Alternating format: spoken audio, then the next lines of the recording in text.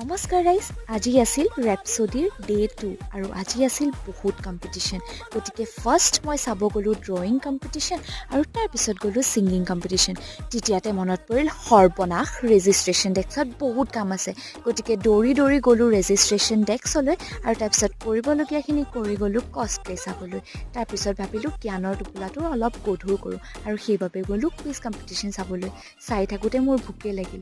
কিবা এটা খাব আহি দেখোঁ যে এইফালে হৈ আছে মছ পিট মানে বেণ্ডসকলৰ কম্পিটিশ্যন।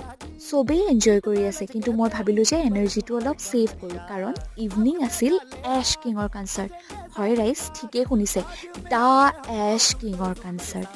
জানেনে ৰাইজ, আগতে কনচাৰ্ট মানে মই বিহু ফাংচন বুলিহে ভাবিছিলোঁ। যি কি নহওক বাৰু, আজিৰ এই কনচাৰ্টটো মোৰ লাইফৰ ফাৰ্ষ্ট এভাৰ বলিউড কনচাৰ্ট। সঁচাকৈ বহুত এনজয় কৰিলোঁ। তাৰপিছত আছিল DJ ৰন, তেখেতেও বেষ্ট জমালে দেই। আজিলৈ ইমানেই, বাই।